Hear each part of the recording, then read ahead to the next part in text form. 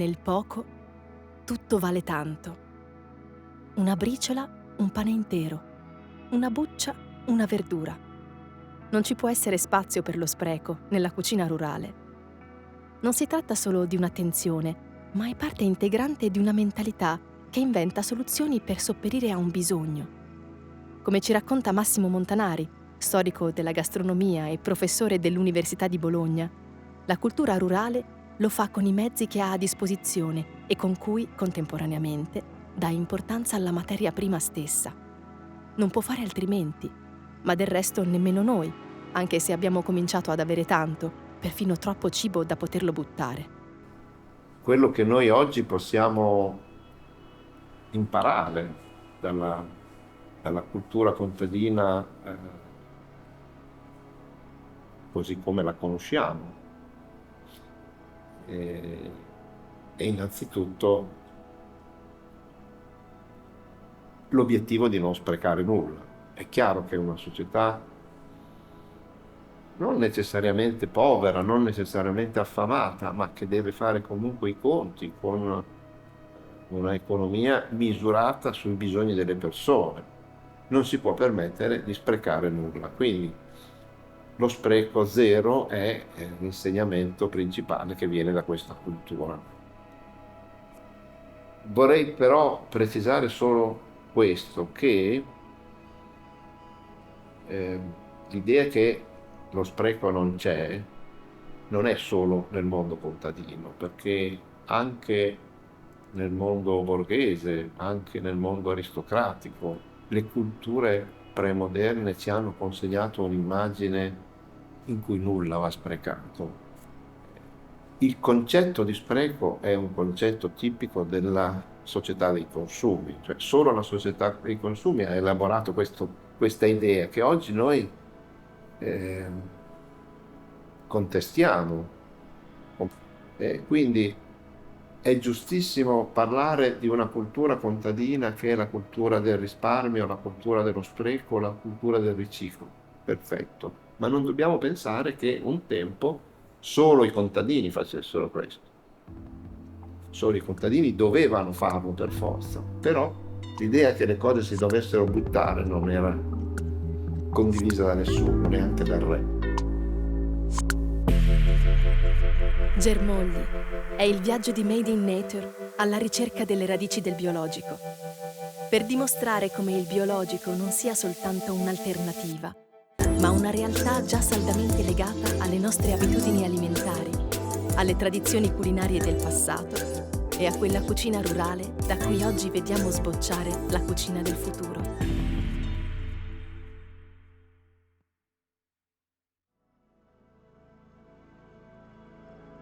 In Toscana, come in molte altre regioni italiane, la radice rurale è una delle componenti più ricorrenti nella definizione dei suoi piatti tradizionali.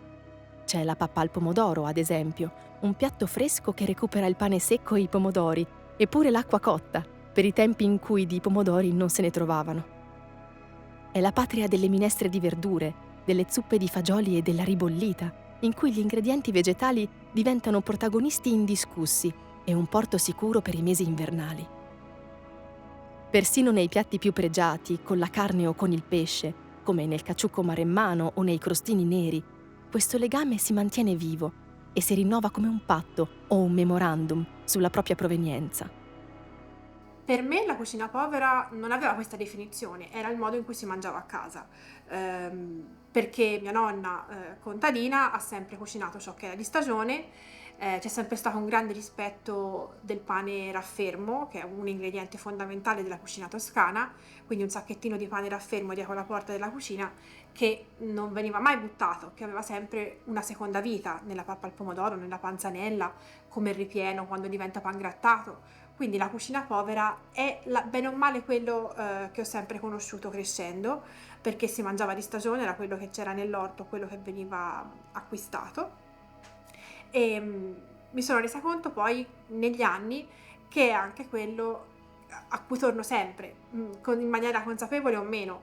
Quindi facendo la spesa al mercato per noi, per la famiglia o durante i corsi di cucina, mi rendo conto che le ricette alle quali mi avvicino sempre più spesso sono quelle della cucina povera, perché come dicevo, la cucina povera ha una grandissima tradizione, una forza nella cucina italiana, ma è anche estremamente moderna. Quindi il rispetto per gli ingredienti, il rispetto e la scelta quasi politica di ciò che è di stagione, di ciò che è vicino, è molto importante anche per il futuro della cucina e è il mio, come dire, il mio manifesto in cucina è poter scegliere ciò che è di stagione, ciò che viene prodotto da agricoltori, produttori della zona e scegliere ciò che appunto è di prossimità, sia per il tempo che per lo spazio.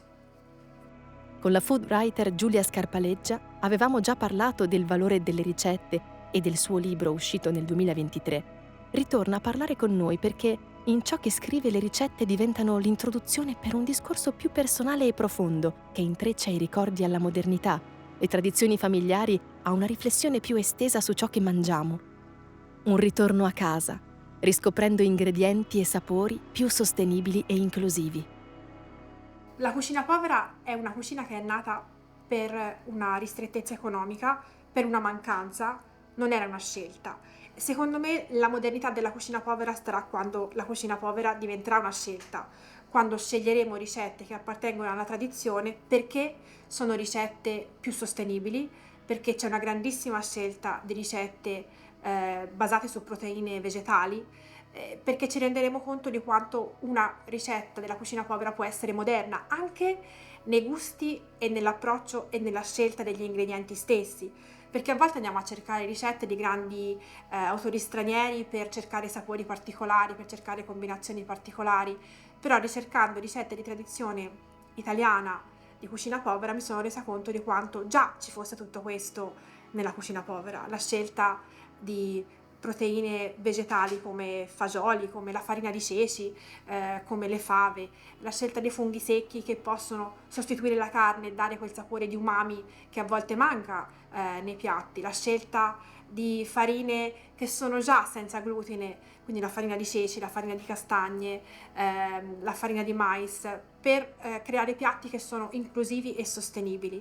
Quindi quella che era una necessità può diventare una nostra scelta per una cucina più sostenibile e più rispettosa dell'ambiente, del lavoro anche dei produttori nel nostro futuro.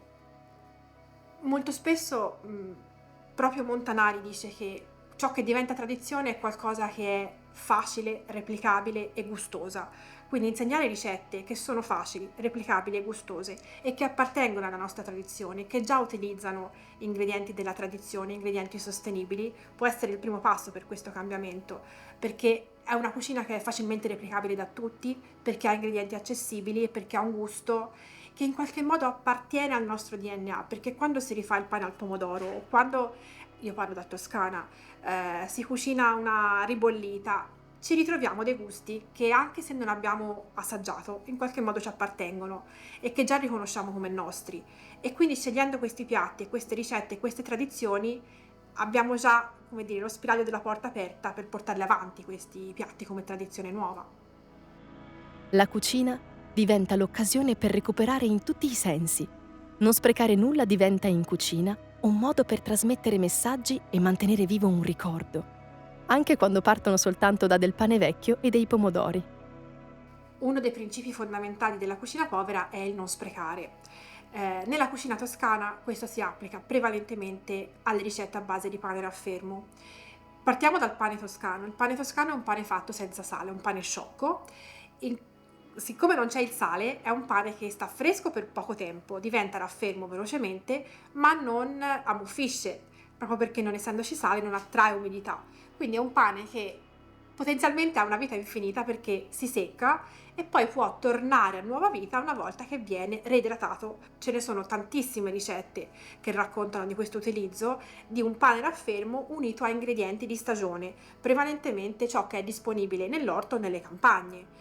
Se in inverno il pane raffermo diventa la base e la sostanza della ribollita, che è una zuppa di pane raffermo, fagioli cannellini, cavolo nero e altre verdure, in estate il pane raffermo diventa la base della panzanella, in cui si abbina in questa insalata fresca, rinfrescante, a pomodori, cetrioli, basilico e cipolla. Quella che per me però è la ricetta principe e anche il mio comfort food della cucina toscana povera e di stagione è la pappa al pomodoro.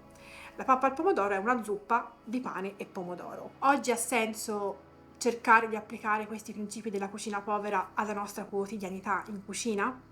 Sì, da una parte perché dobbiamo capire da dove arriviamo, dobbiamo capire perché mangiamo certe cose, perché facciamo certe scelte, e quindi è un conoscerci e un rispettare da dove siamo arrivati, riconoscendogli importanza. Dall'altra è un modo per essere più consapevoli della quantità di risorse che vanno dietro, che ci sono dietro una ricetta, e quindi cercare di rispettare gli ingredienti, la stagionalità è un modo per essere più sostenibili, per dare valore all'agricoltura e alle persone che producono ciò che mangiamo. Quindi rispettare il loro lavoro, evitare gli sprechi è un modo per rispettare il loro lavoro e per rispettare l'ambiente. Ed è anche un modo per spendere meno, perché i costi degli ingredienti per quello che cuciniamo crescono, non tutti hanno la possibilità di acquistare certi ingredienti, spesso la frutta e verdura stessa hanno dei costi sempre maggiori, e quindi cercare di capire quando comprare perché i prodotti costino meno, come utilizzare ciò che compriamo per non avere sprechi, per utilizzare tutto, per trasformarli in nuove ricette, è un modo per rispettare la disponibilità economica e di tempo di tutti. Fra tutte le modalità antispreco che la cucina rurale ci ha tramandato, la conservazione rappresenta probabilmente una delle sue strategie più importanti. Nel prossimo episodio torniamo quindi in dispensa, all'origine delle conserve. Avete ascoltato Germogli, il podcast sulla cucina rurale e l'agricoltura biologica prodotto da Made in Nature, il progetto europeo per la promozione e la diffusione dei valori del biologico in Italia, Francia, Germania e Danimarca.